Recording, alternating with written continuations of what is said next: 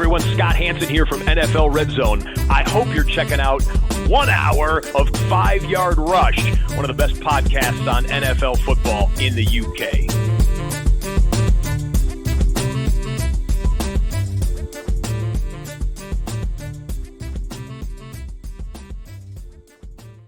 Good morning, Rush Nation. We are back. We are back with another fantasy matchup show for part 2, covering off the late slate and something like Monday Night Football here for all your favorite matchups. These ones, so I record this not long after I've done the show, was a little break on part 1 and then come back and done this. So I don't know what the score is in transparency, but I'm sure it was a good game looking at the teams involved. We are going to cook straight on. And obviously, if there's been major injury news overnight, then obviously these aren't reflected. But I will update the ranks in our Discord. You can check the link below.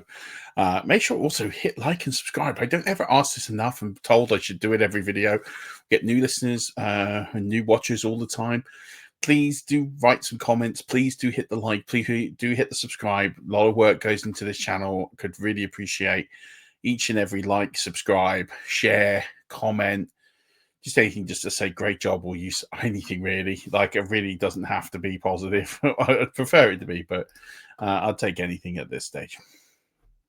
You know the show's format if you watch part 1. If you didn't, then go back and watch part 1. Set you up. We're going to go through the every fantasy relevant player from the final 6 games of week 2. We're going to start with Cardinals v Panthers. This is the only sort of really one-sided game of this episode, so that's good. It's maybe Monday Night Football's a little bit, but this should be a really good game. Or the rest of them should be a really good slate. This game, however, probably won't be a great game. It's Cardinals v Panthers. Cardinals favored by 6.5. Over and under 43.5. Panthers is bad. They're going to continue to be bad. And they're going to be bad for... Yeah, I just realized I haven't shared the screen. They're going to be bad for a long time, right? And until there's a significant change moving forward, that's where we are. And that's what we'll be going forward. So I don't think David Tepper is a good owner. I don't think he has demonstrated enough that he is competent enough to run a franchise. Too much interference there, and they continue to get high picks, and they're even making trades, or just kind of wasting the talent that's there. So we get into it. We look at the options here. I think Kyler Murray is going to be okay this year. I don't know about elite, but he's definitely going to be better than average. And I think for fantasy football purposes, that rushing upside is going to really play a part as well. So I have Murray at 9 this week. I have Bryce Young at 27. I just don't want any parts of this Carolina offense pretty much for fantasy football.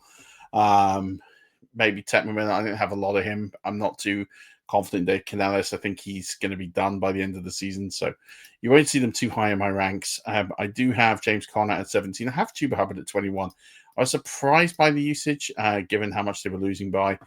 But he will get some usage. He's one of the better players in this team, so he will get some usage. Trey Benson is at 41. Rico Dowd at 47. You don't need to worry about them. I know a lot of Trey Benson in waivers this week. I'm just not so convinced that it's going to happen for him just yet. If there's an injury, that's very different.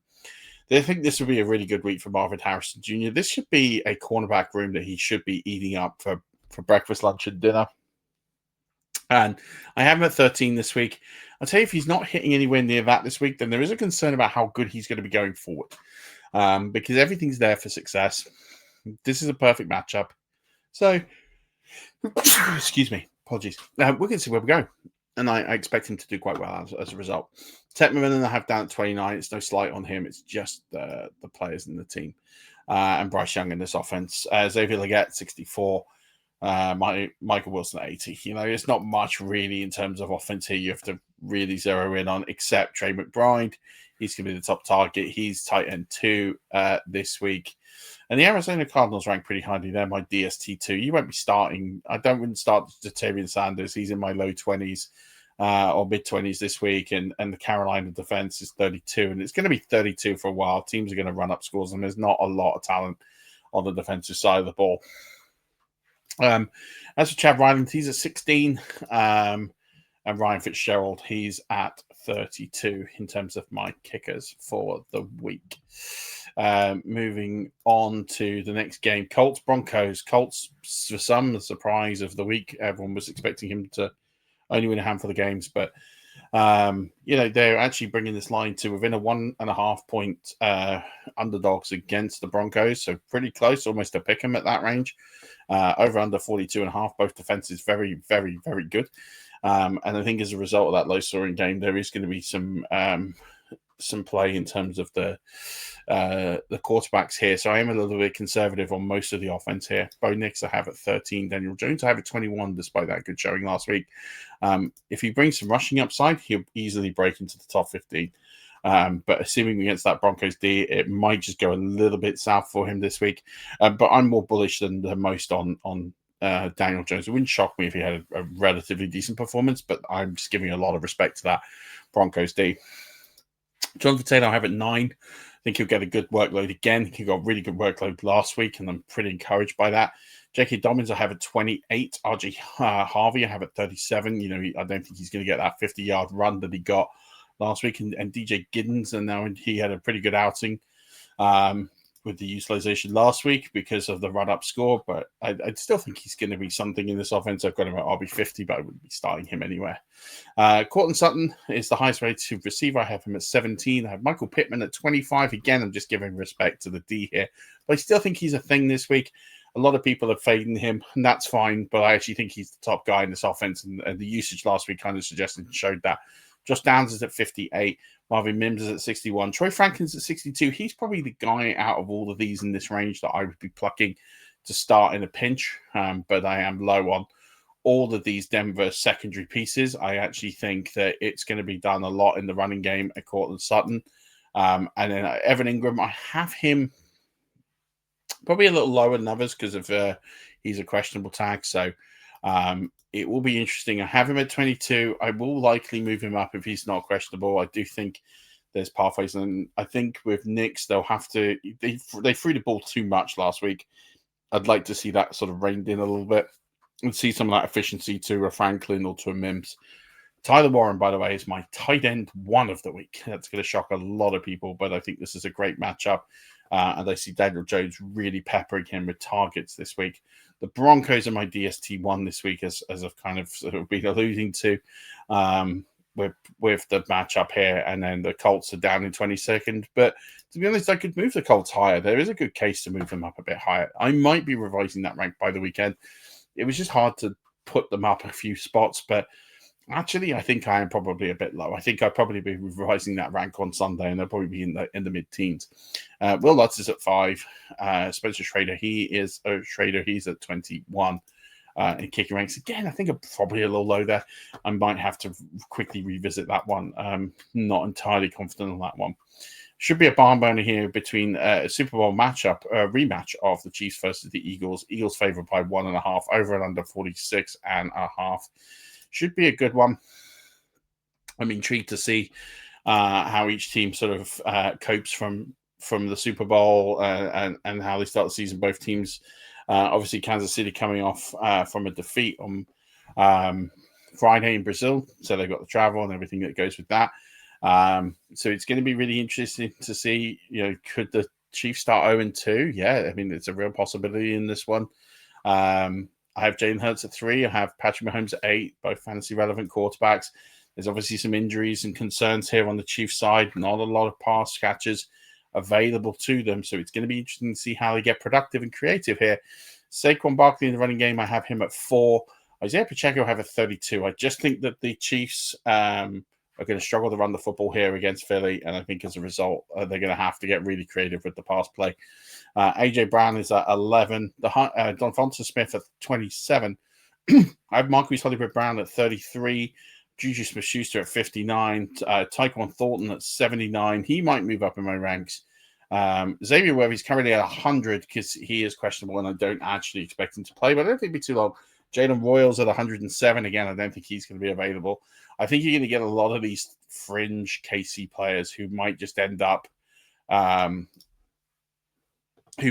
getting time here. So it's just ones I'll be watching out for with them. So I think it's going to be shared around a lot. I don't see any one player sort of being really dominant here. I do expect the Eagles to win this game, by the way. Hence, I'm a little bit down the ranks. I actually think the top receiver in this game will be Travis Kelce. Dazgar is questionable. I have him down at 17. I'd probably be resting him this week. I think there's better routes to go down at the tight end position. The Eagles I have at 13. I do think they'll make some stops here. The Kansas City Chiefs at 23. And one of the most notable pieces on offense for the Chiefs will be Harrison Butker. He is at 7. Jake Elliott is at 10. Moving on to the last game of the slate, Vikings v Falcons. Vikings favored by 3.5. I think that's a good line. I think the Falcons were a little bit unlucky, but a little bit complacent. It'll be interesting to see if they get some extra players back this week, like a Darnell Mooney. They're going to have to learn how to run the football as well. They're really wrapped up by the Buccaneers. And they really struggle to establish the run, and they're going to need to do that against the Vikings, or they could be in a very similar boat. 44.5 is the line. Going to be interesting to see how Minnesota line up this week. I thought JJ McCarthy was really good on Monday Night Football, and I'm interested to see the progression of him and the progression of this offense with him under center. So he's my QB 14 this week. I have Michael Penix at 19. I think Penix showed some really good things in that game, but I do think he's got a bit of a way to go to be a consistent starter in fantasy football. But there were some things to really like about that performance. Bijan Robinson, he's at 5. He's going to be a weapon all over the field. And then I've got the 2 Minnesota running backs at 29 and 30. There, Aaron Jones at 29, Mason at 30. I think it's not going to be too long before Mason ends up above Jones in ranks. I definitely think that's the trend that we're going to see. But I have him pretty much back-to-back. Tyler Algier, I have at 40. I think he's going to get some work, but I don't think it's work I want to be putting in a fantasy lineup anytime soon. Then I have Justin Jefferson at 2. I have Drake London, who has a questionable tag, but I think he'll be okay. He's at 10. Darnell Mooney's at 49 if he goes, but that's one to definitely watch on since he missed last week. Adam Thielen at 65. If Mooney doesn't go, keep an eye on Ray McLeod. I think he will jump up into the sort of wide receiver 4 range if there is no Darnell Mooney. As for the tight ends, Kyle Pitts had a really good game last week, so he jumps into my top 12. He's at 11, but TJ Hawkinson is my tight end 7. 2 startable tight ends in this one. Then I have the Vikings as DST 9. The Falcons I have down in 25. Not ones I'm going to be wanting to be parting with and playing with anytime soon this season. But they do have some plum matchups to come. So they're ones to keep on a stash somewhere, but not in your bench. Will Reichard is my kicker 13 this week. Young Hoku, after those misses last week, he's at 22. Moving on to Sunday Night Football, and it is the Buccaneers who prevailed in the Mercedes-Benz Stadium last week. They're up against the Texans. Texans favored by 2.5. Should be a really close game, this one. Really looking forward to Sunday Night Football. Over under 42.5 feels low. I do think that the over will hit here. I'm pretty confident that it will. So as a result, for me, I just don't see a world in which the over is in play here. But I've been wrong many times before. These two, I think a year or two ago, had an absolute bomb, and they put up close to 100 points. So not too confident that the over, that the under here is the right play. Baker Mayfield, I have at 10. Didn't have his best performance. Think he'll have better weeks, and he certainly will be better this week for sure. I would expect great game-winning drive though. CJ Stroud, he's at 18. As for the running backs, I have Bucky Irving at 13. I have Nick Chubb at 31. Sean Tucker at 49. Rashad White 52. So don't think it's going to be the easiest of weeks for Chubb, but he will get some usage. But again, he struggled on the weekend. He'll struggle again, I think, this week with this Buccaneers defense locking down the run. Nico Collins is my wide receiver 7. Mike Evans is at 15. Emeka Ibuka, after his sensational rookie performance last week, is up to 19. Jaden Higgins is at 66. They're the only wide receivers I'm really interested in this game. I'm not interested in the tight ends. Neither of these tight ends are going to be fantasy relevant this week. Cade Otton is 24. I'm still not really starting him. Dalton Schultz is down at 27. Really, it's the DSTs and the kickers here. that come into play. I have the Texans at 12. I have the Buccaneers at 15. I think both can make turnover worthy plays, and I think both could appear up in the box score significantly.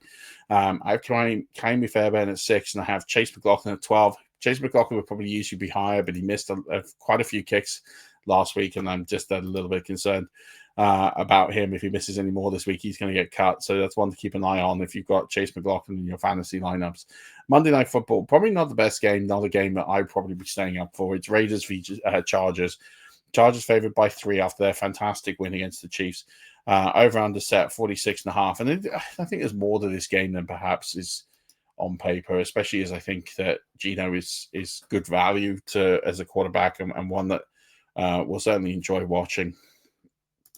But having said that, I do think that there's just a little bit. I just think that the Chargers are a pretty good team now, and I think they'll run over the Raiders here. Justin Herbert on a bit of a renaissance so far this year. He's up to quarterback 6 for me. Geno Smith is at 23, gets a lot of yards, but not a lot else. And that's just going to hurt that production a little bit. Ashton GT, he's at 10. Marion Hampton, he's at 19. Probably the 2 best running backs in this class going up against each other will be interesting. Najee Harris down at 46. He's almost in droppable range. I'd be holding him just a little bit just to see if there's any usage that comes along, but it's not looking great. Lamb McConkey's my leading receiver here. He's at 18. Jacoby Myers is at 31. And then I have Keenan Allen and Quentin Johnston. They're at 40 and 41.